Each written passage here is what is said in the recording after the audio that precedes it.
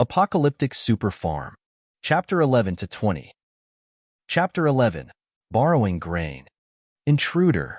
The word instantly put Hiroshi on high alert. His farm was his last bastion, and no mishap could be allowed. If someone was trying to break in, the crisis had to be nipped in the bud. Scanning the intruder's appearance. Quickly, the patrol guard relayed the intruder's data. Intruder, male, 42 years old, unarmed, threat level 3. Displaying intruder's image. An image formed in Hiroshi's mind, showing the intruder's characteristics and face in sharp detail. A middle-aged man with a cigarette dangling from his lips was pacing anxiously outside the iron gate, hesitating to knock. Uncle Nan? Hiroshi recognized the man and raised an eyebrow in surprise. Uncle Nan was a farmer from a nearby town, somewhat distantly related to him. He used to hire him during busy farming seasons. Uncle Nan was diligent and hardworking, leaving a good impression on Hiroshi. Why would he come here? Hiroshi wondered, then started walking towards the gate. Soon, he reached the gate and called out, "Uncle Nan, what's up?" Uncle Nan, who was pacing anxiously outside, was startled by the sudden shout, looking a bit embarrassed. But he quickly took a deep drag of his cigarette, tossed the butt away, and walked up, gripping the gate's bars with both hands. "Boss, I need your help," Uncle Nan stammered, seemingly mustering all his courage to speak. Hiroshi noticed Uncle Nan's poor mental state. His eyes were bloodshot and puffy, as if he had just cried, looking as if he had been through a serious illness, exuding an air of despair. Hiroshi felt a pang of sympathy but didn't open the gate. In these apocalyptic times, trust was fragile. A close friend today could become a deadly enemy tomorrow. "Speak," Hiroshi nodded. "Boss, do you have any stored food in your farm? I've hit rock bottom. My house was robbed, and all our food was stolen. Food in the market is too expensive. Could you lend me some food?" Uncle Nan's voice grew softer, his head lowering until it was almost touching the ground. People say the collapse of an adult begins with borrowing money. Uncle Nan deeply felt this as he swallowed his pride to beg for food. His household had been without food for 2 days, and all instant foods in the supermarkets had long been snatched up. He had been starving for 2 days, barely able to walk. He knew the world had changed, food prices had skyrocketed, and even if Hiroshi had food, he'd likely keep it for himself or sell it at high prices. He had tried borrowing from several relatives without success, making this his last resort. Though he knew the chances of Hiroshi lending him food were slim, he clung to a sliver of hope. What if? Hearing Uncle Nan's plea, Hiroshi's joy from the harvest of ancient medicinal crops faded. The world had changed, and famine was baring its teeth. Uncle Nan's situation was likely not unique. Famine would sweep across the globe, causing countless deaths from starvation. "Uncle Nan, I'm sorry. I don't have much stored either. The last crop was ruined by the mutation." Hiroshi shook his head, then paused. "I can give you some food, but not much." Uncle Nan's eyes lit up with surprise and gratitude. He beamed and thanked Hiroshi profusely, though his face still bore worry. The food would only last 3 to 5 days, after which he would be in the same dire straits. Hiroshi squinted. While he had enough food, he needed to be cautious. Helping people in the apocalypse required wisdom. Being overly generous could attract trouble, making one a target. "I'll secretly deliver the food stored in the freezer tonight," Hiroshi decided. The radiation-resistant crops made the stored ordinary food useless, and it would only rot in the freezer. "This is all I can do." Hiroshi sighed. "Uncle Nan, good luck." While he had a history with Uncle Nan, he couldn't afford to give away large quantities of radiation-resistant food. His strength wasn't enough to protect his assets. If targeted, he could lose his farm and be taken captive, forced to produce endlessly for others. "One must be wary to survive," he reminded himself. "No," Uncle Nan corrected, shaking his head. "Wish us all good luck." Night finally fell. After the sun's extinction, Hiroshi had expected no more day and night, but some stars had become new light sources, though without ultraviolet rays or heat. Day and night still existed with Earth's rotation. Hiroshi loaded ordinary vegetables and some meat from the freezer onto the truck, then put Kiko and Benji in the passenger seat. "Big bro, are we going out?" Kiko asked, blinking. Yes, I want to see how bad things have gotten outside, Hiroshi nodded, starting the vehicle, and deliver some things to Uncle Nan who used to help us. That Uncle Nan, he doesn't have food? How pitiful. Kiko pouted. Hiroshi smiled, started the engine, and drove out of the farm gate. Before leaving, he instructed the battle guards to stay on high alert. If any creatures tried to breach the farm, they were to be eliminated immediately. Chapter 12. The Best Test Subject. He drove all the way to the nearby town. It was his first time leaving the shelter since the advent of the era of destruction, so he couldn't help but feel a bit nervous. The small town at night was eerily quiet, with every household's doors tightly shut. Even the barking of dogs was absent. The whole town was shrouded in extreme oppression, even silence. After the era of destruction, due to frequent mutation incidents, most domestic cats and dogs were culled. And even if they survived in the current food shortage, with people struggling to feed themselves, who would spare food for dogs and cats? Parking the truck in a remote corner, Hiroshi carried the grain from the cargo box. Due to the mutations, some people in the town accidentally consumed the radiation-contaminated vegetables and died. So now, yellow paper money fluttered on the streets. Coupled with the darkness of the night, it added an eerie feeling. Kiko and Benji followed closely behind Hiroshi, both silent and understanding. Kiko carried a small basket with some candies and cookies inside. She remembered that Uncle Nan's son liked these, so she reluctantly took out half of her stash to contribute. This memory dated back a year ago. Back then, Uncle Nan's 18-year-old son, Angus, came to the farm to help. Perhaps out of some psychological reason, he snatched a lollipop from Kiko to eat. Kiko, with her simple mind, didn't think Angus's slightly rough action had any ill intent. Instead, she thought he, like her, just loved candy too much, so she generously took out a new one to offer him. However, Benji was unhappy. Sensing a hint of bullying in the boy's actions, it chased Angus for hundreds of meters, finally sinking its teeth into his buttocks, leaving him bedridden for half a month. At the time, in front of Uncle Nan, Hiroshi acted very angry, scolding Benji and claiming he would starve it for 3 days to teach it a lesson. In the end, he gave Angus $50 for a rabies vaccine, which barely settled the matter. But that night, not only was Benji not starved, but its food bowl also had several juicy chicken legs added. Since then, Angus had never been to the farm again. But Kiko never forgot that Uncle Nan had a big brother who loved candy. Hiroshi moved quickly, stopping in front of an old residential building. Uncle Nan's house was an old-style rural residence, with low walls. From over the wall, Hiroshi could see lights on inside. He quietly lowered the grain, vegetables, and the candies brought by Kiko along the wall with a rope, placing them in the yard. This way, Uncle Nan would see these things once he came to the yard. And due to the angle, even if someone passed by outside, they wouldn't see the food hidden under the wall. Very safe. After doing all this, Hiroshi was about to leave when he suddenly heard a burst of mournful crying from Uncle Nan's room. Heart-wrenching. Angus, what's wrong? Don't scare Dad. Uncle Nan's wailing voice reached Hiroshi's ears, making him stop his steps. Immediately after, there was a violent coughing fit. Hiroshi covered Kiko's eyes in a hurry. Although many people had died from this matter since the era of destruction began, seeing the vivid image of a life about to be lost in front of him was still shocking. Listening to Uncle Nan's wailing and Angus's coughing, Hiroshi took a deep breath, calming his somewhat chaotic heartbeat. Big brother, Angus has coughed up a lot of blood. Kiko said hesitantly, is he going to die? It's okay. It's okay. Hiroshi crouched down, hugging Kiko tightly to comfort her. Suddenly, an idea came to his mind. Retrieve ancient medicinal-grade carrots?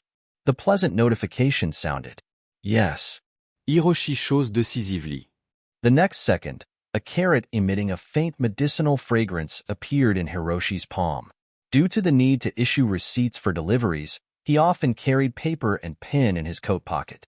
He took them out, wrote a line on the paper, then wrapped the ancient medicinal-grade carrot and an iron lighter together in the paper, crumpling it into a ball.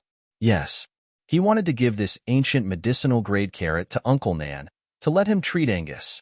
To be honest, Although Hiroshi had a history with Uncle Nan, their relationship was far from good enough for this. He was just testing his hypothesis.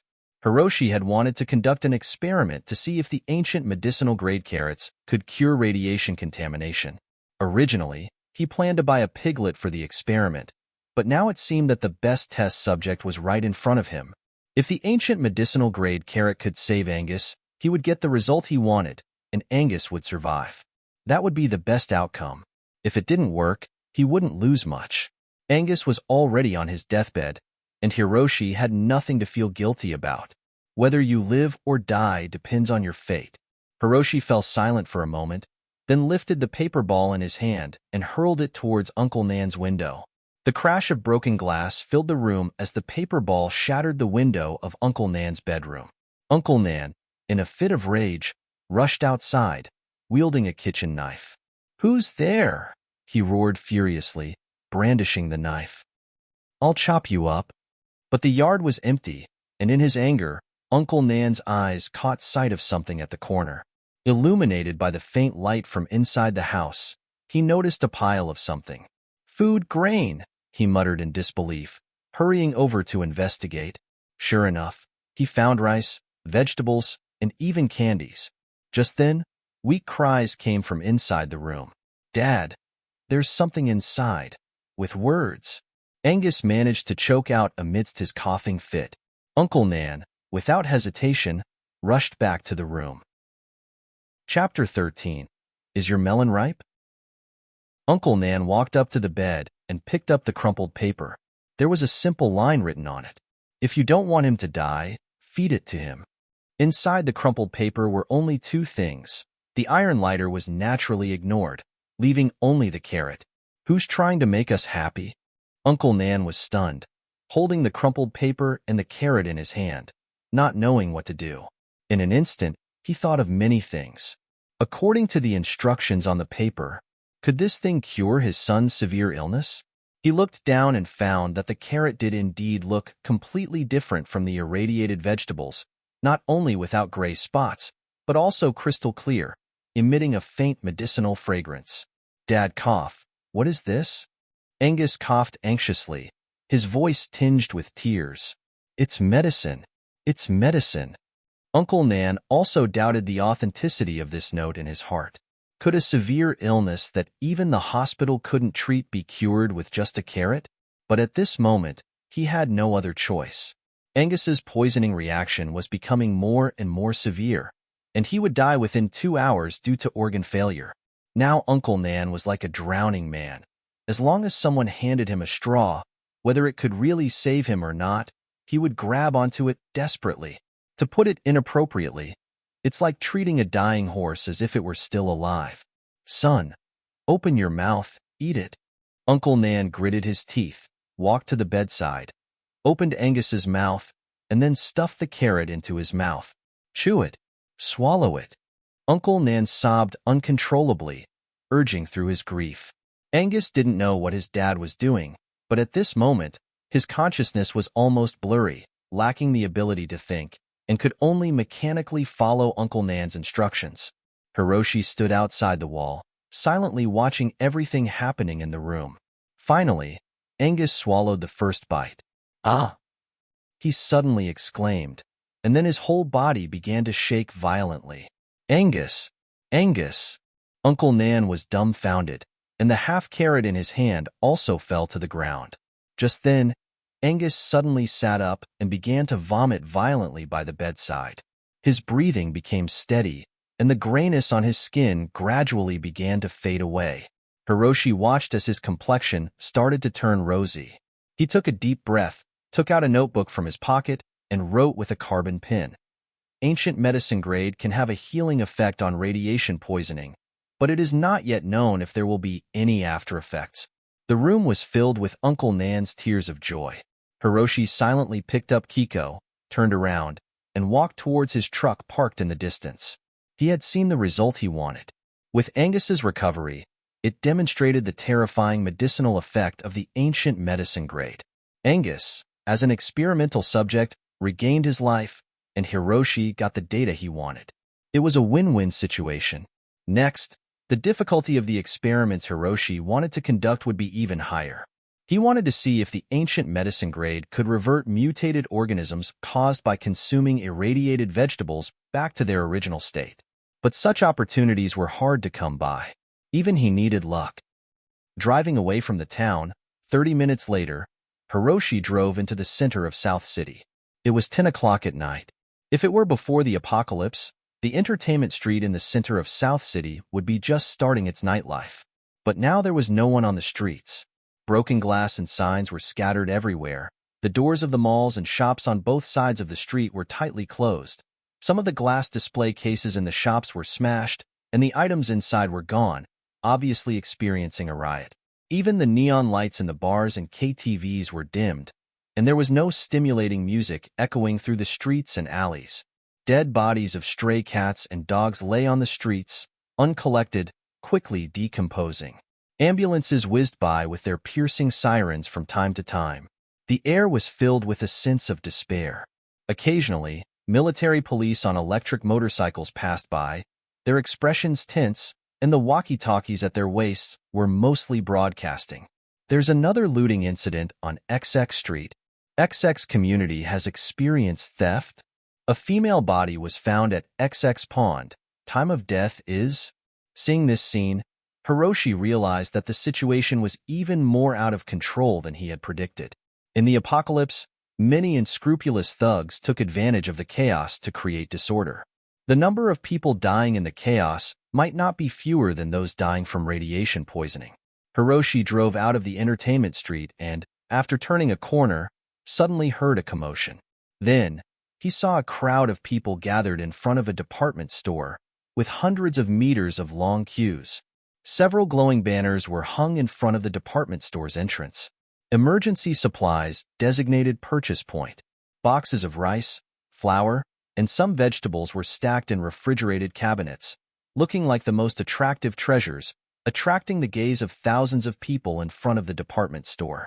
They were not afraid of the cold, squeezing like ants here, clamoring, and even shouting curses could be heard constantly. Don't fucking cut in line.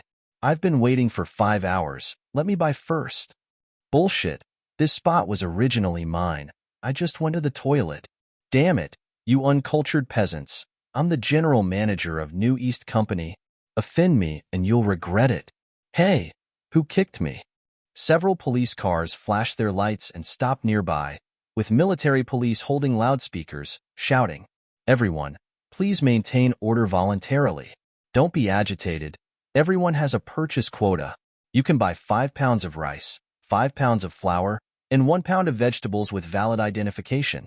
Hiroshi, seeing this, didn't know what to say. Whenever the Chinese encountered disasters, they liked to hoard food until they felt safe, until every household became like a small warehouse. In this national situation, even if the price of food skyrocketed, it couldn't dampen their enthusiasm for hoarding.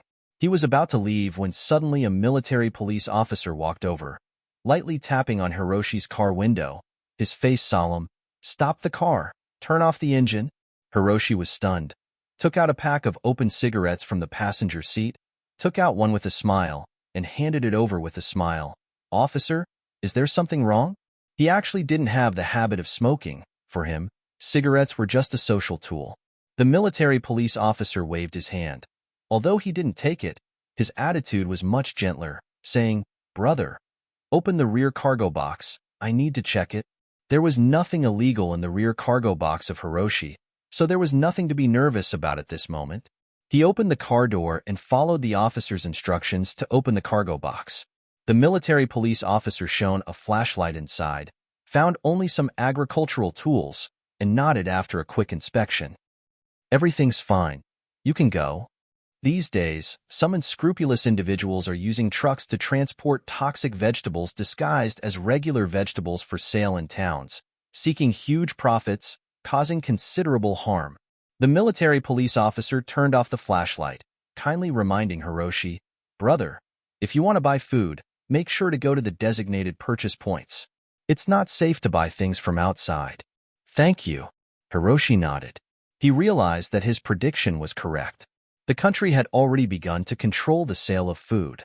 But after hearing the military police officer's words, he understood why there were so many poisoning incidents these past few days. It turned out that some unscrupulous thieves were selling irradiated vegetables. They chose slightly less irradiated vegetables, did their transactions in the dark when visibility was low. It was really despicable. Before leaving, he glanced at the people in front of the department store again. If he hadn't been lucky enough to be chosen as a player, he might have been one of those people. Or worse, he might have become one of those poison victims reported in the newspapers. Brother, I feel a little scared. Kiko sat in the passenger seat, not knowing what had happened, but feeling the oppressive atmosphere and feeling scared. Hiroshi touched her head and said, I'm here. Hiroshi didn't say much comforting words. Just these 3 simple words were enough to make Kiko feel very safe. Yeah. Kiko nodded desperately. With Big Brother here, Kiko is not afraid of anything. Hiroshi turned the steering wheel to return to the farm. It was already too late today, and he was very tired. However, just as he drove out of the outer ring road of the town, a small modified box truck suddenly accelerated and overtook him. With a burst of braking sound, the other party directly blocked Hiroshi's path in the middle of the road. Hiroshi frowned and quietly reached for a sharp military dagger under the seat. Snap! The other party's door popped open, and a short, chubby man with pockmarked face jumped down with a big satchel on his back and hurried to the front of Hiroshi's car, tapping the car window with a grin. Brother, I've been following you all the way. What's the matter? Hiroshi gripped the military dagger, still wearing a gentle smile on his face. I saw you just now at the department store, right? You wanted to buy food but couldn't, right? The man grinned, suddenly pulled open the zipper of his satchel, revealing the contents inside. Watermelon, cucumber, pumpkin, tomatoes, and rice. Whatever you want, I've got it all. Hiroshi's expression froze. So, this big brother was selling black market food? Hiroshi glanced up and down at the man. Then his gaze lingered on the vegetables in the satchel for a long time, and suddenly smiled and asked, Brother, are your melons ripe? Chapter 14. Frantic Search. The man was taken aback, his expression subtly changing, pretending to be clueless as he asked, What do you mean? Hiroshi smiled, leaning halfway out of the car window, and said, They're all millennium-old foxes. Why are you playing these tales of strange events with me? These things. If you dare to take a bite in front of me, then I'll take care of it all. Don't you trust me? The man retorted. Enough. Move out of the way. Hiroshi, impatient to continue the conversation, gestured as if to pull out his phone. Otherwise, I'll call the police. No, no, no. The man hurriedly waved his hand, embarrassed smile on his face. If you don't want to buy, then don't buy. But don't ruin my business, little brother. I'll move the car for you right away. The truck that had been blocking the road finally moved aside enough to let the car pass. Hiroshi stepped on the gas pedal and swiftly drove past. Brother, is he a scammer? Kiko witnessed everything and blinked, asking with curiosity. Yes. Hiroshi nodded. From the moment the man opened his satchel, he recognized that the fruits and vegetables inside had been irradiated. Although the radiation wasn't severe and wasn't obvious on the surface, after years of farming, if he couldn't spot the abnormalities on the skin of these fruits and vegetables, then he might as well give up farming altogether. He's a scammer, and the worst kind. In the current global upheaval, there were plenty of people trying to get rich quick. Hiroshi didn't necessarily dislike those who tried to pass off inferior goods as superior, but they should at least have some bottom line. Like before the apocalypse, those who sold fake medicine to the elderly on the streets were mainly selling capsules labeled as deer antler ginseng. But the main ingredient was potato flour. But at least potato flour wouldn't kill people, right? But consuming irradiated fruits and vegetables could be deadly. In the past, people like these profiteers who risked lives for wealth would have been arrested and executed 100 times over. But now, their brazen activities were becoming intolerable. From this, Hiroshi increasingly felt the impact of the apocalypse on the world, not just limited to food shortages. Even the control of the military and police seemed much weaker than before. Hiroshi suddenly remembered a hint from the system. Establish a new civilization in the ruins. Was this a harbinger? That the current order and civilization would completely collapse after the apocalypse arrived? Hiroshi murmured softly. The current system has not yet collapsed. Once the second apocalypse arrives and the rivers and water sources disappear, I'm afraid there will be riots that even the military and police cannot suppress. Taking a deep breath, Hiroshi admitted that he certainly didn't want the system to collapse, leading to a breakdown in civilization. But he wasn't a god. He couldn't single-handedly change the world. Now, all he could do was ensure his own safety first, and then consider helping others or the country. The experiences outside that night further motivated Hiroshi's diligence. Only by seizing the opportunity of the system farm, working hard, could he and Kiko avoid ending up like those stray cats and dogs on the roadside. Upon returning to the farm, Kiko immediately clamored for a midnight snack. Children had vigorous energy, and they needed a lot of food to fuel their activities, especially at Kiko's age, when she was growing. So, she needed to eat 4 meals a day, or she would wake up hungry in the middle of the night. Hiroshi skillfully tied on an apron. His daily tasks were simple now: cooking, farming, harvesting. However, perhaps inheriting his parents' genes, he didn't find this life boring at all. On the contrary, he enjoyed it. Watching Kiko devour the delicious dishes he made filled him with inexplicable satisfaction. The lamb he slaughtered a few days ago had already thawed completely. He cut 2 white radishes into small chunks, added water to the pot, and blanched the remaining blood from the lamb. After washing it again with cold water, he slowly stewed the lamb in an iron pot. He didn't use too many seasonings, just a few ginger shreds. The lamb itself was flavorful enough, so it didn't need heavy seasoning. Too much seasoning would detract from its natural taste. The low flame gradually transmitted heat through the iron pot, and soon, the pot began to bubble. After about half an hour, the aroma of the lamb began to spread throughout the room. Hiroshi added the radish chunks to the pot and sprinkled some salt. At this point, Kiko was already standing outside the kitchen with her bowl, eagerly waiting for the moment the midnight snack would be ready. 10 minutes later, the radishes were fully cooked. Hiroshi lightly pierced a piece of lamb with a chopstick and found no resistance. It went through easily. Seeing this, Hiroshi casually sprinkled some green onions. Lamb and radish soup is ready. This midnight snack was quite lavish. In addition to each having 2 bowls of lamb and radish soup, they also each had 2 peppered lamb hooves and, for dessert after dinner, a plate of cherries. Eating too much at night was obviously not in line with the principles of health and nutrition. But for some reason, ever since he started eating radiation-resistant vegetables, Hiroshi found that his appetite was increasing. Eating so much in one sitting didn't cause any discomfort, and he only felt about 70% full. Most importantly, Kiko seemed to have an even bigger appetite than him. Her bowl of cherries was already empty. It seems that as physical fitness increases, the demand for nutrients will also increase. Hiroshi pondered. Then his gaze fell on Kiko, whose data had also significantly increased. At this rate, could she develop into a human T-Rex? Eating several tons of meat in one meal? Hiroshi was startled by his own speculation, but soon he dismissed it. It didn't seem like a big deal. With the shelter system, even if Kiko's appetite in the future rivaled that of Monkey D. Luffy, he could still afford to feed her. After being fully fed, Hiroshi habitually logged into the South City Forum. In the current situation, you couldn't necessarily get the truth about the outside world from official reports. Only in these mixed forums could you exchange more information. As soon as he opened the forum, countless posts flooded in. Most of them were about their experiences in recent days, the difficulties encountered in fighting for food, and various horrifying experiences witnessed firsthand. For example, someone saw homeless people being attacked by mutated monsters, their bodies gnawed down to the bones.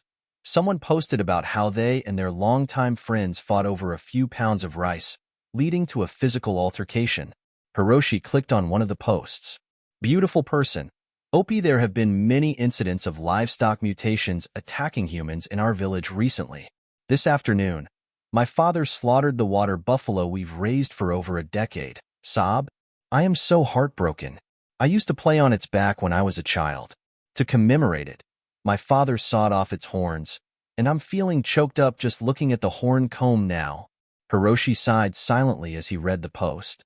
Such incidents were becoming increasingly common lately, with many people forced to kill their longtime pets. There were even reports of military and police officers starting to hunt down stray cats and dogs. He scrolled down and noticed a change in the tone of the replies. Love wreck? Second post. I bet the OP is combing her hair with one hand, while munching on the buffalo meat with the other.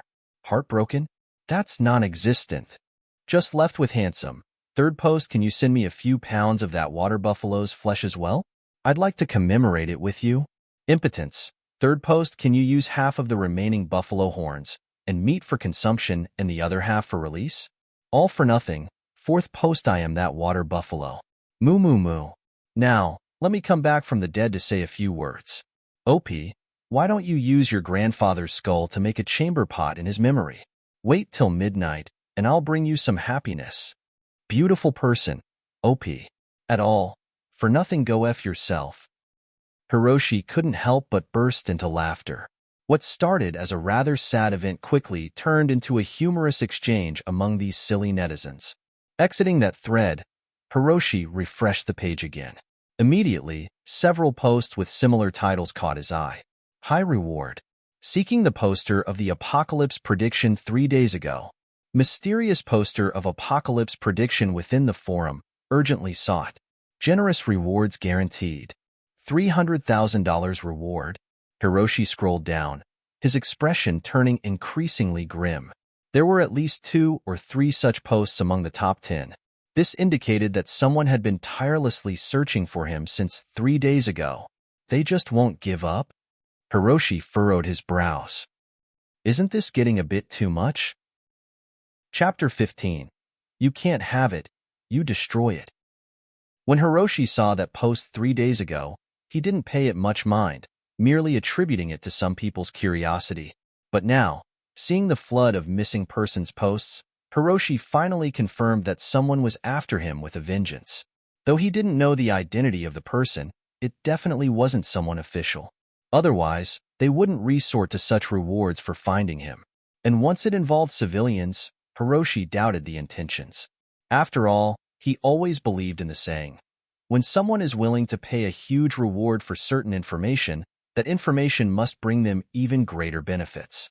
In this chaotic world, Hiroshi couldn't risk his and Kiko's lives to test whether the intentions were good or bad. He glanced at the posts, finding that most of the replies were from curious netizens who couldn't provide accurate information. Seeing this, Hiroshi breathed a sigh of relief. In times of chaos like now, everyone was struggling for their survival, with no energy to spare for a vague post on an online forum.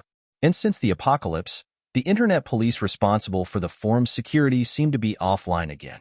Whether it was due to a shortage of manpower among the military and police, who were deployed to maintain order offline, or Hiroshi didn't dwell on it. This is indeed a trouble. I need to find a solution quickly, otherwise, I won't be able to relax. Hiroshi looked at the names of the missing persons posts, silent for a long time, feeling that it was better to take the initiative than to sit back and wait. He decided to reveal the true face of the other party before they discovered his identity. That way, he would be in the dark and the other party in the light.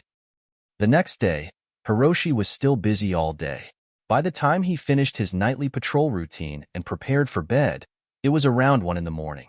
After arranging for the guards to patrol, he lay down on his bed and quickly fell asleep. It was unclear how much time had passed when he was suddenly awakened by a shrill alarm. Warning! Intruders detected. There are 7 intruders, all male, armed with iron knives, clubs, and hammers. Threat level: 19. The intruders have started damaging the perimeter wall and iron gate. Should we counterattack? Hiroshi jumped out of bed, his eyes bloodshot as he stared at the image transmitted by the automatic patrol guard that popped up in front of him. 7 burly men, armed with various weapons, were ruthlessly smashing the farm's iron gate. Some were trying to climb the perimeter wall to climb over. Several medium-sized cargo trucks were parked in the distance, with 2 figures standing next to the lead truck. Hiroshi squinted, carefully identifying them for a moment. His anger surged instantly. He recognized one of the figures. It was Damn Momo. Hiroshi's expression remained unchanged, but his pupils slightly narrowed. But don't think his emotions were not stirred. In fact, this was the manifestation of his extreme anger. 2 days ago, Momo called wanting to buy food and was refused, resulting in a complete break with Hiroshi. And 2 days later, in the dead of night, 7 or 8 burly men attempted to break open the farm's gate. Momo and a man were standing in the distance, quietly watching.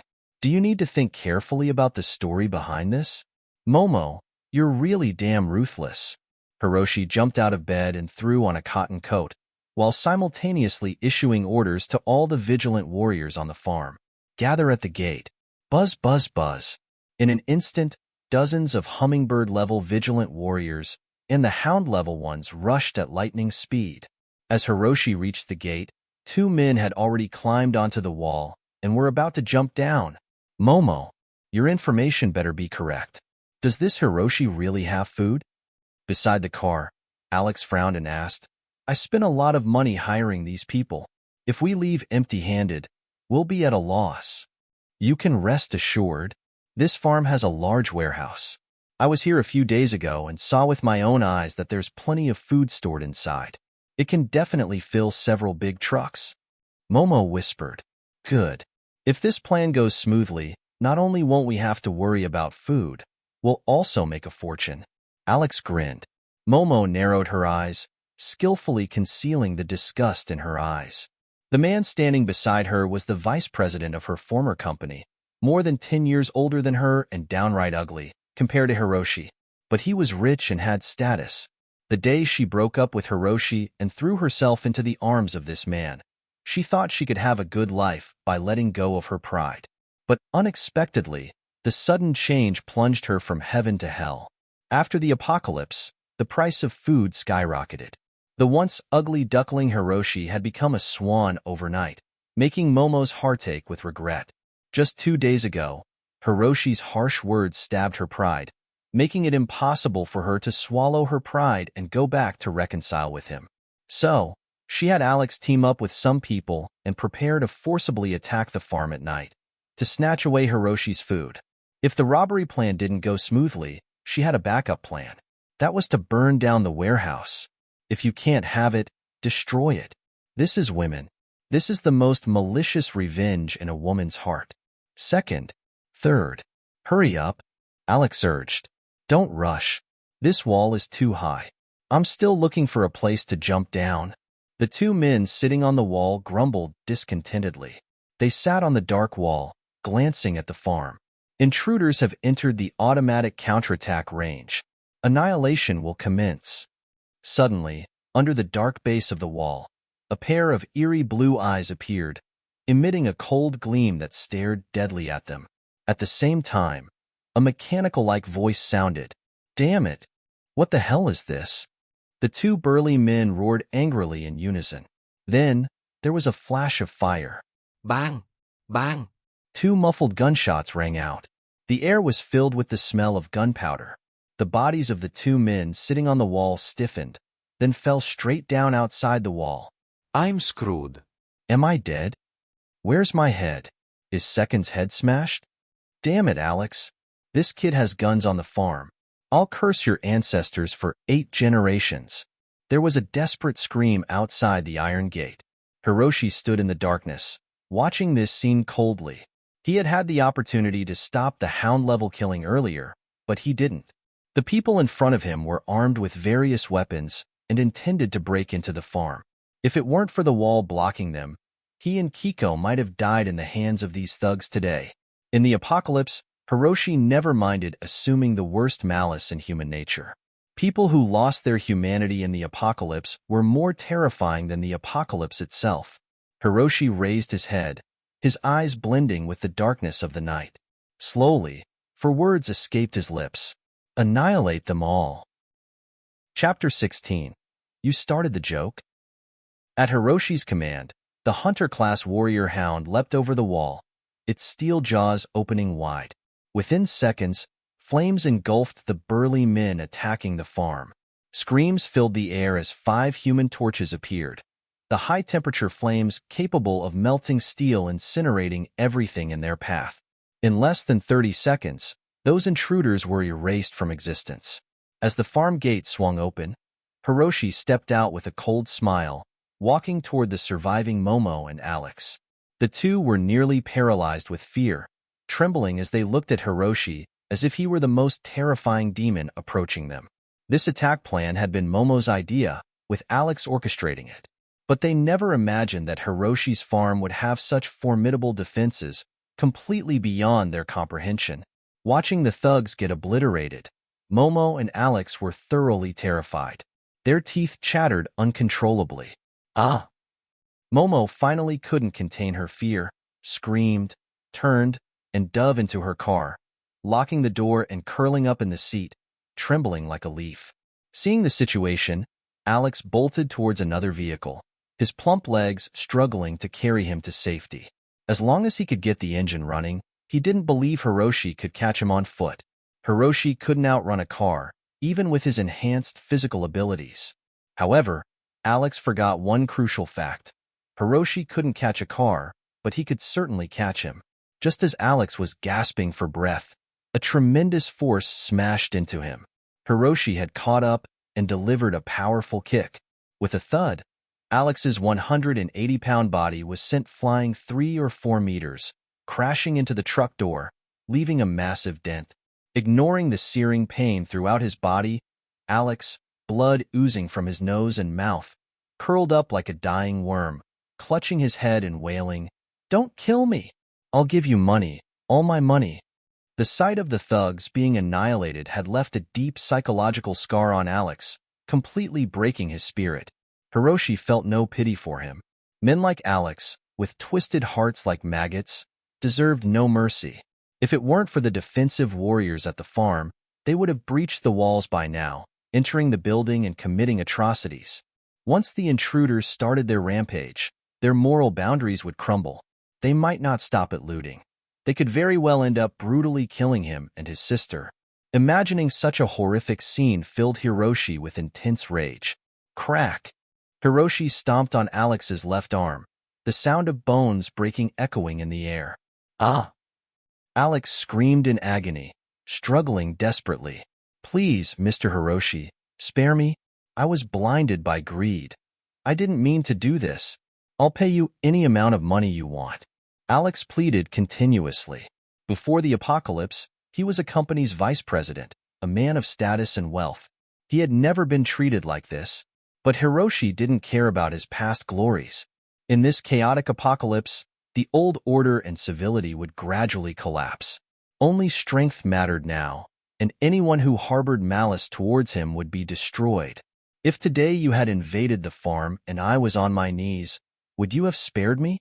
Hiroshi asked with a slight smile. No. "Of course not. Alex's brow twitched, and suddenly, with a vicious expression, he pulled a knife from his jacket and lunged at Hiroshi's throat, screaming, "Die!" But Hiroshi was quicker, grabbing Alex's wrist and squeezing hard.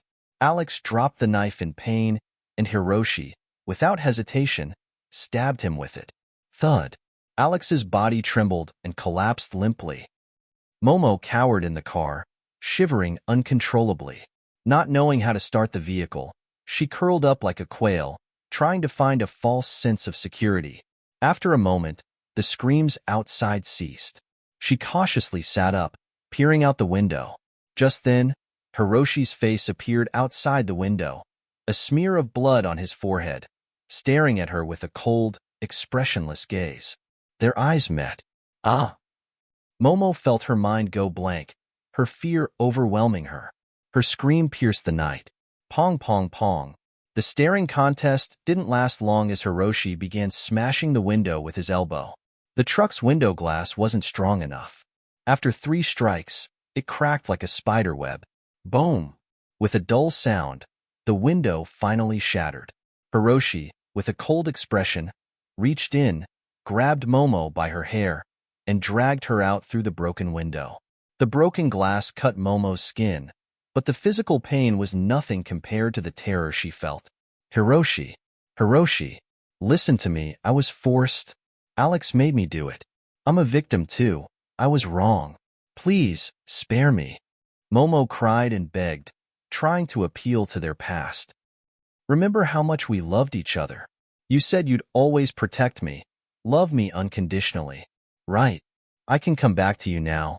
We can start over, okay? Hiroshi, I still love you. Momo's voice trembled with desperation. Hiroshi suddenly smiled, nodding. Not only will I spare you, but I'll also marry you and share everything I have with you. Momo was stunned, overwhelmed by the sudden joy. She stammered, Hiroshi, you're not joking, right? You started the joke, Hiroshi said, spreading his hands. His lips curled into a cold smile as he looked at the woman he once wanted to marry, his eyes showing a hint of cruelty. He hadn't realized how vicious her heart was. She had hidden it well. Hiroshi hadn't seen through her before. Momo, I owe you nothing. In fact, you owe me. Let me tell you, in this life, some mistakes can be made multiple times. Others can only be made once, and once made, they cannot be forgiven, only punished. Hiroshi looked at Momo coldly.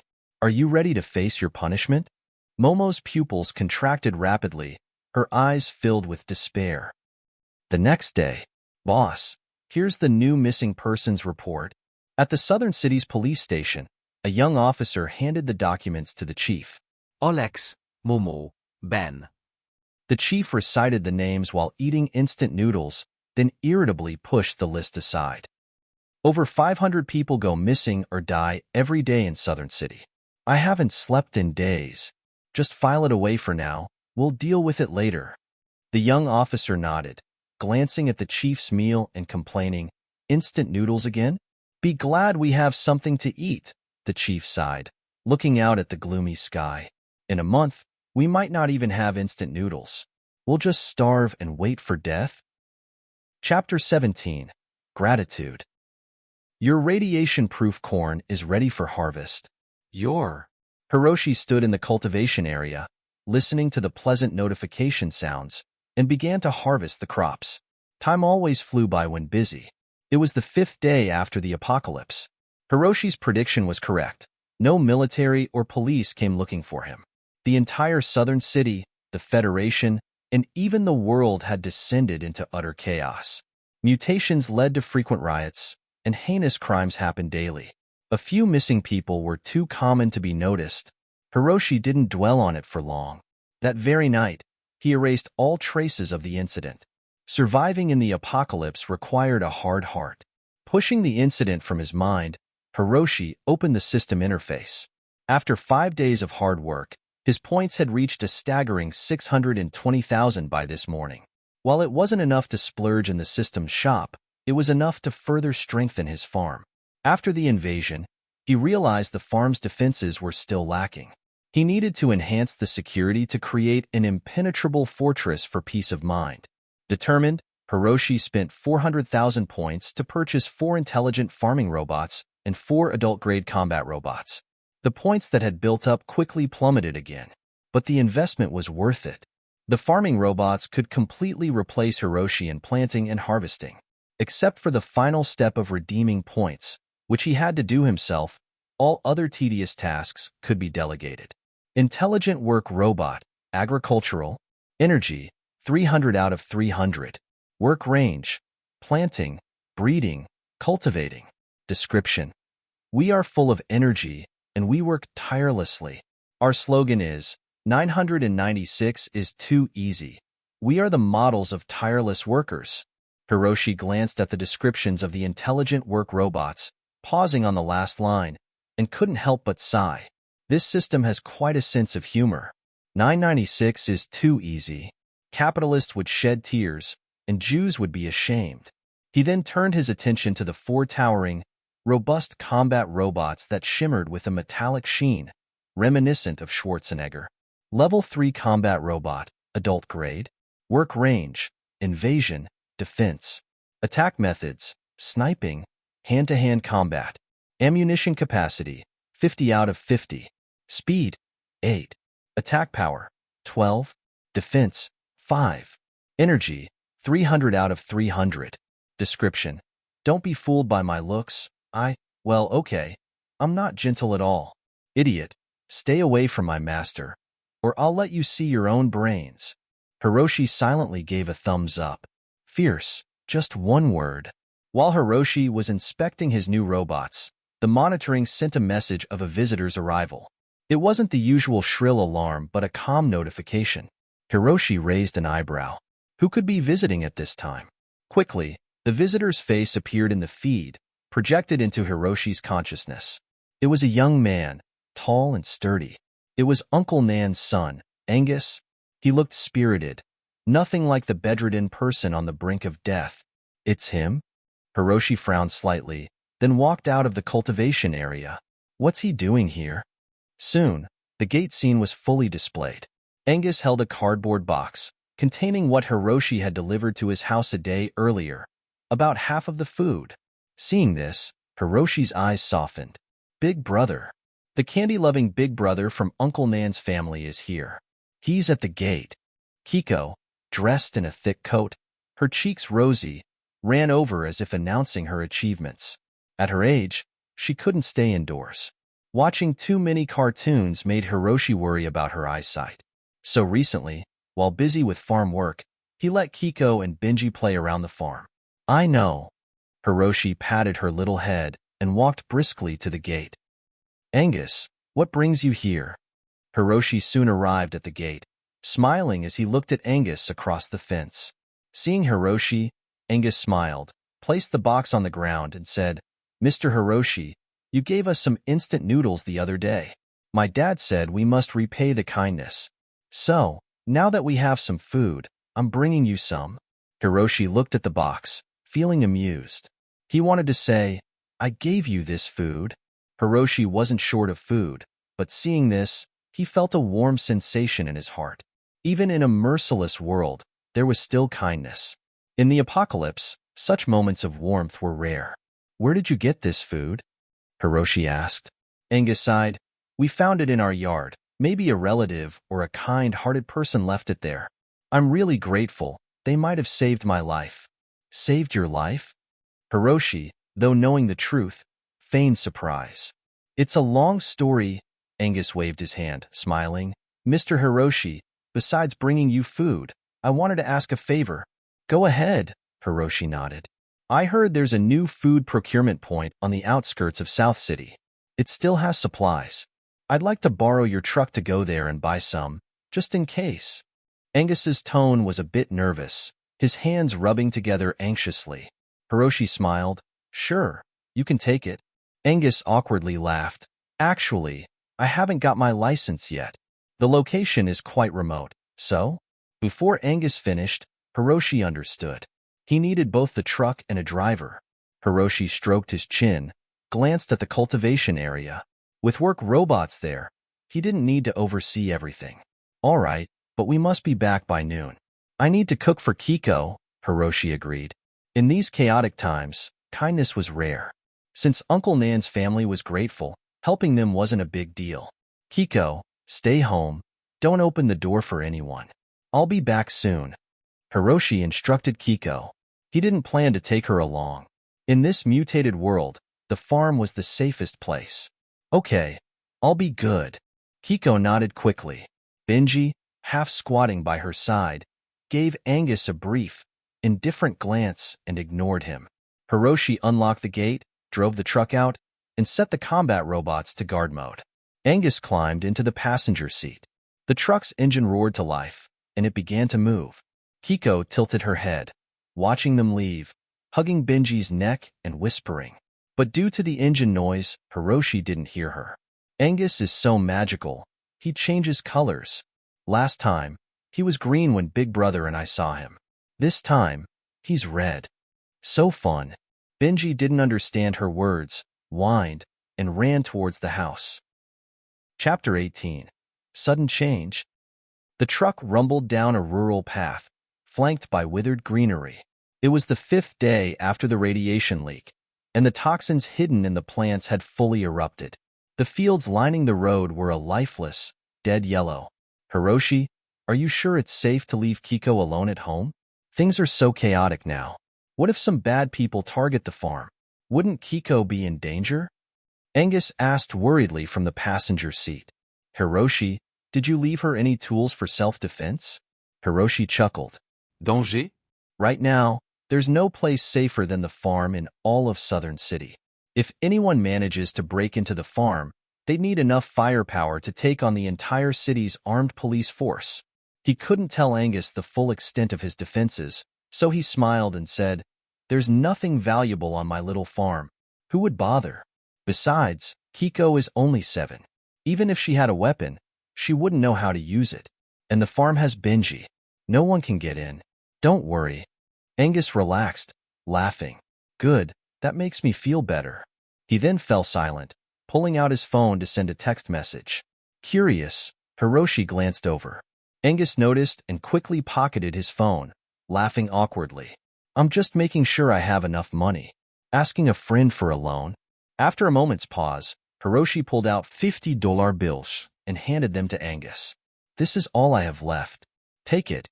Angus was stunned, hesitating for several seconds before shaking his head. No, Hiroshi. "You've helped my family so much already. How could I take your money?" "Take it," Hiroshi insisted, pressing the money into Angus's hand. Angus, his expression complex, stared at the bills for a moment before gritting his teeth. "Hiroshi, I'll repay your kindness someday." Hiroshi simply patted his shoulder. The countryside road was rough. Hiroshi followed the navigation system until they reached a fork. Just as he was about to turn onto the indicated road, Angus's face twisted with resolve. He grabbed the steering wheel, his voice urgent. "Hiroshi, the road on the right is closed. We need to take the left path." Hiroshi raised an eyebrow. The right road was a main thoroughfare. Unless there was a major disaster, it wouldn't be closed. Why was Angus saying it was? He looked at Angus, who was pale and sweating despite the cold weather, like he was suffering from a severe illness. Sensing something was wrong, Hiroshi demanded, "Angus, I travel this road often. I haven't heard of any closure. How do you know? What's going on?" "A friend told me," Angus stammered. "Which friend?" Hiroshi slammed on the brakes, gripping Angus's wrist tightly. "Call him. I want to hear it." "Hiroshi, please don't ask. I'm not trying to hurt you," Angus pleaded, pointing at the left path. "We need to turn now. It'll be too late if we wait." Hiroshi's eyes searched Angus's face, looking for a hint of deceit, but found none. He swerved left, roaring down the alternate path. Meanwhile, 300 meters down the right road, a Mercedes-Benz SUV was parked. Inside, a cold, black-suited man held a tablet showing a red, approaching their position. Suddenly, the dot stopped, then veered off course. "Damn it! Something's wrong," the cold man cursed. "That little bastard double-crossed us." The other 3 men in the car, similarly dressed and muscular, drew their knives. "Good thing we have a backup plan," the cold man muttered, adjusting his earpiece. "The target is heading your way. Stop them. Remember, Jack wants them alive." A voice responded in his earpiece. "Understood." He ripped off the earpiece and barked at the driver. "Turn around. We'll catch them between us and the second team. I want to see them try to fly out of here." The small truck's engine roared under the strain as Hiroshi floored the gas pedal. Smoke billowed from the tires. "What's going on? Tell me," he demanded, glancing at the rearview mirror to see the Mercedes closing in. I'm sorry, Hiroshi. "I sold you out. I found out you saved me that night and contacted Stardust Pharmaceuticals. They promised me a lot of money," Angus sobbed, trembling. Hiroshi's anger flared. "What's their plan?" "They wanted me to lure you out of the farm. They know you have medicine for radiation poisoning. They plan to grab Kiko and use her to force you to give it to them," Angus confessed. Hiroshi's expression turned icy. "So, you were testing me earlier? Reporting to them?" I'm sorry. Angus wept. "If anything happens to Kiko, I'll make sure your entire family pays for it." Hiroshi growled through clenched teeth. Chapter 19. Underestimating Human Nature in the Apocalypse. The truck's engine simply wasn't powerful enough. Despite Hiroshi flooring the gas pedal, it couldn't compete with the robust Mercedes SUV. Worse, as they rounded a bend, 2 modified off-road vehicles blocked the road ahead. Their menacing frames were fortified with solid iron bars, making them look like beasts ready for a fight. The narrow path was now completely obstructed, with blocked routes ahead and pursuers behind, and deep ditches on either side. Any attempt to force through would likely result in a deadly crash. They were cornered. Hiroshi gritted his teeth and suddenly yanked the steering wheel, slamming on the brakes. The truck fishtailed, skidding forward in a cloud of smoke before coming to a halt. The Mercedes SUV behind them braked hard, blocking their retreat. Simultaneously, four burly men jumped out from each vehicle, their belts glinting with military knives. They approached the truck with predatory intent. Hiroshi pulled Angus from the driver's seat, using him as a shield as he exited the truck. Hiroshi, right? The cold man with an earpiece smirked, hands in his pockets as he approached. I'm Yuna from Stardust Pharmaceuticals. We brought you here because we know you have medicine for acute poisoning. We want to collaborate.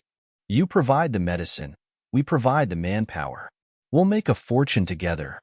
Hiroshi, hiding behind Angus, eyed the 8 men surrounding them and asked coldly, "What if I refuse?" Yuna pulled out his knife, nonchalantly cleaning his nails.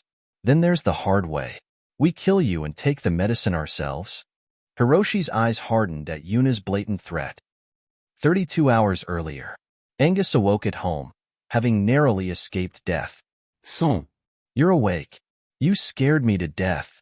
Uncle Nan, who had been by his bedside, wept with relief. Dad, what happened to me? Angus asked, confused. I remember eating an apple from the cellar because I was starving. Then I started vomiting blood and couldn't breathe. I thought I was going to die, but now I'm fine. Uncle Nan showed him a half-eaten carrot. Remember the paper ball that broke the window an hour ago? It had this in it. I fed it to you, and you got better. It must be a miracle. Angus stared at the carrot, realizing it must have been a person, not a deity, who saved him. I need to go out for a bit, Angus said, getting up despite his father's protests. Using a flashlight, he examined the area around their house and found disordered footprints, confirming his suspicion that someone had helped them. He then noticed a light in a nearby house, a black market internet cafe with a 360-degree camera that might have captured who came by. Angus convinced the owner to let him view the footage. He saw a truck pass by his house and returned 10 minutes later, the only vehicle in the area. He froze the frame on the license plate, S09RRY. It was Hiroshi's truck. Back home, he told Uncle Nan, Dad, I know who saved me. It was Hiroshi. His truck was here when I got better. Uncle Nan was thrilled. We must repay him. But Angus, his face twisted with ambition, said, if Hiroshi could save me, he must have more of that medicine. We should take it from him. Then we'd never have to worry about starving or freezing to death in this hell. Uncle Nan, shocked and trembling, exclaimed, You ungrateful wretch! That's betrayal. No, Angus said coldly. It's survival of the fittest. Chapter 20. The Demon You Created.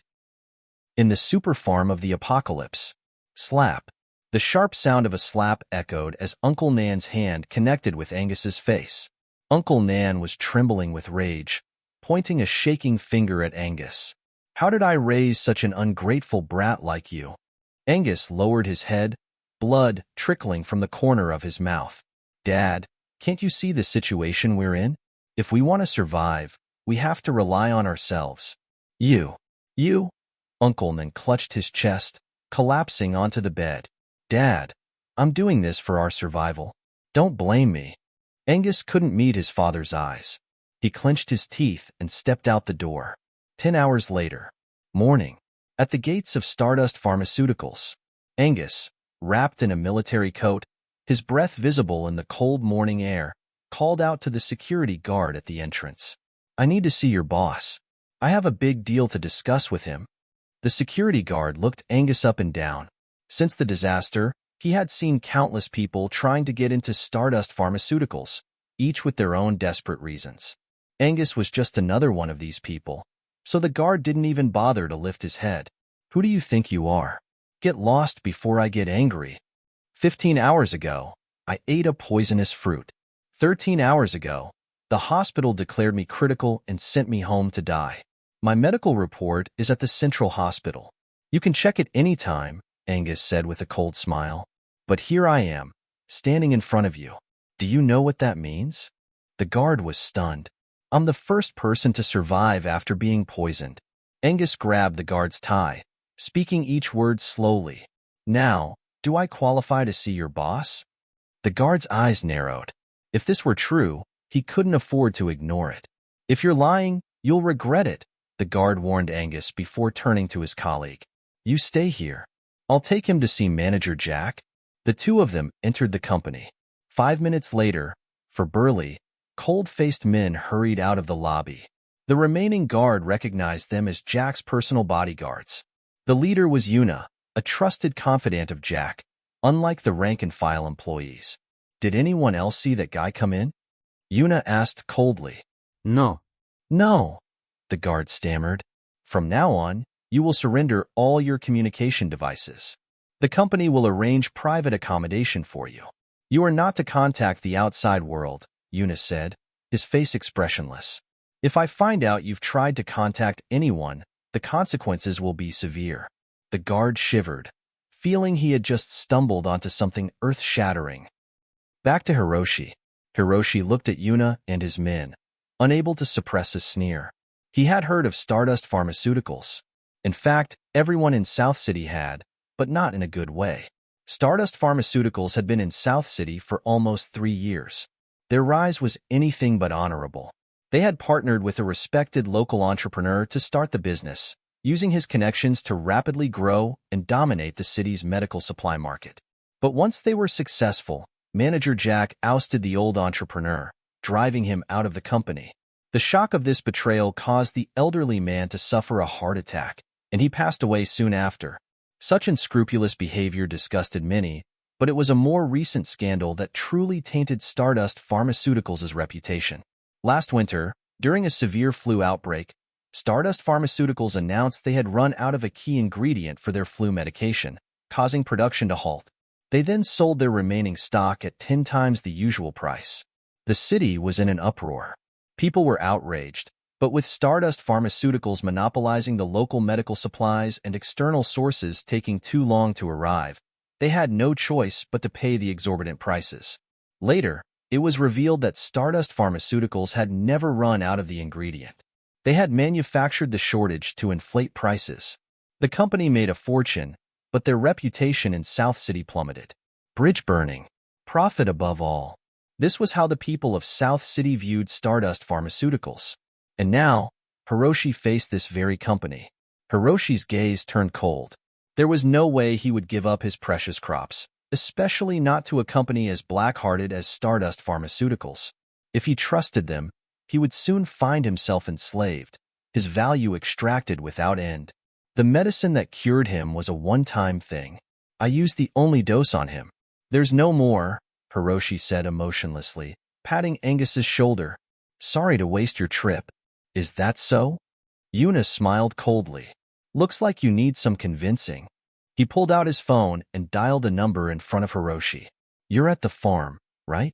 Break in and feed that little girl the poisonous fruits. Yuna looked up with a sinister grin. Let's see if you're still lying. At that moment, a fierce aura emanated from Hiroshi. His pupils contracted, his face contorted with rage, eyes burning with the intensity of a predator. Yuna, despite his ruthless nature, involuntarily took a step back. How could a person have such terrifying eyes? Why do you push me? Hiroshi ground his teeth audibly. I just wanted a quiet life with my sister in this apocalypse. Why do you keep disturbing it? Weakness is a crime, Yuna said after a moment of silence. You're right. Weakness is a crime. Hiroshi nodded, taking a deep breath. He leaned in close to Angus and, without breaking eye contact with Yuna, whispered, From today, I will become a demon. And remember, it's you who made me this way. Yuna, seeing this transformation in Hiroshi, felt a sudden unease. Meanwhile, at the farm gate, 8 burly men stood by 2 excavators. After receiving a call, they jumped into the machines, engines roaring to life. Kiko sat on a small stool by the gate, sighing in frustration. Kiko, 7 years old, liked to eat and watch TV. But now, the The plate of strawberries before her remained untouched. The cartoons on TV failed to bring her joy. Without her brother, even the strawberries tasted bland. Cartoons weren't as exciting, and the strange robots at home couldn't cheer her up. A bunch of tin heads, nothing compared to her big brother. Kiko's true hobby was eating while being held by Hiroshi, watching TV in his arms. She didn't care about things, only about being with her brother. Since Hiroshi left, she had checked the clock 17 times. He still hadn't returned. She felt anxious, and the roar of engines at the gate only worsened her mood. Finally, she couldn't take it anymore. She clenched her fists, covered her ears, and shouted, "Enough!" Benji, her dog, licked her leg, sensing her distress. Intrusion detected. Initiating counterattack, 2 combat robots stationed behind her announced in mechanical tones. "They're bad guys, right?" Kiko pointed at the gate. "Can you stop them? I want to smash their heads." Command received. Adjusting tactics to neutralize intruders. Preparing to destroy intruder cranial structures, the robot's eyes glowed green, gun barrels extending from their hands. Bang! A gunshot rang out, and one of the intruders dropped to the ground. Per command, 1 intruder neutralized, the robot reported. Kiko covered her mouth, then nervously hugged Benji. "I think I did something bad. Don't tell Big Brother, okay? He'll think I'm a violent child, but I'm really a cute little girl."